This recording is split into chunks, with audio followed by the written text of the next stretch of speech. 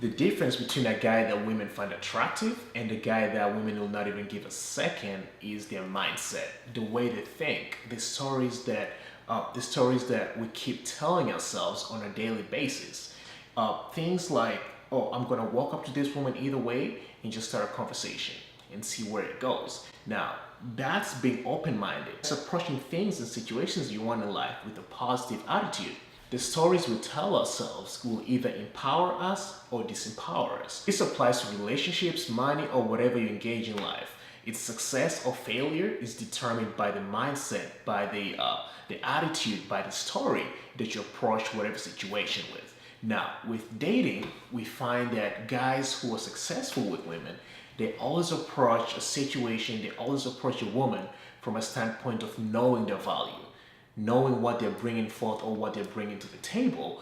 They just present themselves as saying, "Hey, I find you attractive," or "I'm attracted to you," and they'll try to get to know you.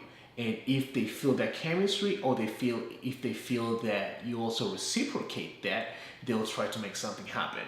And they'll do that with an open mind. They will do that from a place of, I'm going to put myself out there and let's see what comes back. If they agree with what comes back, they'll go ahead with it.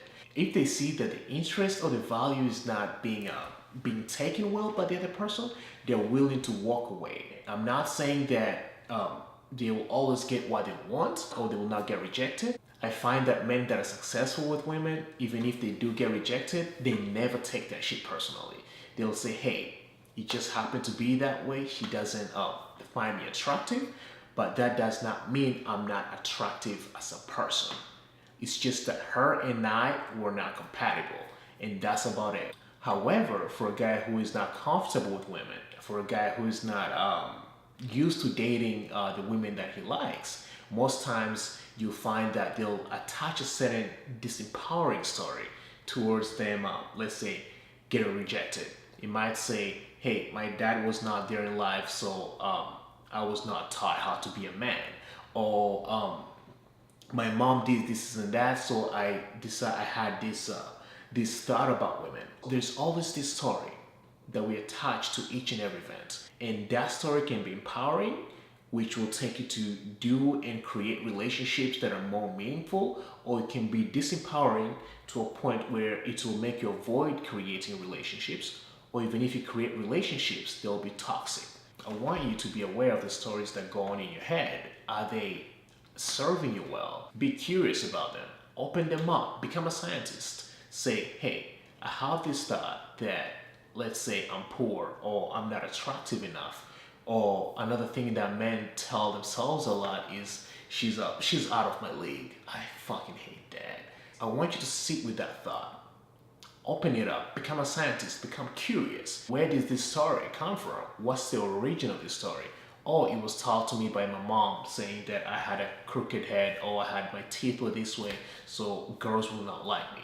And I grew up holding on to that thought that girls do not like me, so I had to try and compensate for something else. Or it could be, I grew up with a family that was poor, and all I saw around me was people fighting, mom and dad beating each other, abusing each other in different ways. And I took that and I thought that's what love was. That's what being in a relationship kind of consisted of. And break it down and be more than frank with yourself. Is this particular story serving me for the better, or is it holding me back? If it's serving for the better, again, go ahead with it. But if you feel it's holding you back, I want you to decide today to hold yourself to a higher standard and say that I'm not going to live a mediocre life anymore. I'm not going to engage myself in low quality relationships. If there's a story that's preventing you from getting there that you're holding on to right now, ask yourself, what am I missing by holding on to this story that I have? Am I missing, let's say, am I holding myself from having great relationships and connections with a woman? Am I holding myself from having an amazing job or an amazing opportunity to work with this and that group that I might want to work with? You will find yourself that as long as you understand the impact and put emotion to it, what you're actually preventing yourself from getting rid of that particular story it's going to become much easier. Recognize the story, dissect it, see how it's serving you. And if it's not serving you the way you want it to, you need to divorce that story in order for you to get from having mediocre relationships to more meaningful and more satisfying and fulfilling relationships. So give that a shot. That's all I got for you this week. And I'll be talking to you guys soon. Bye-bye. Hey, how y'all doing? All right.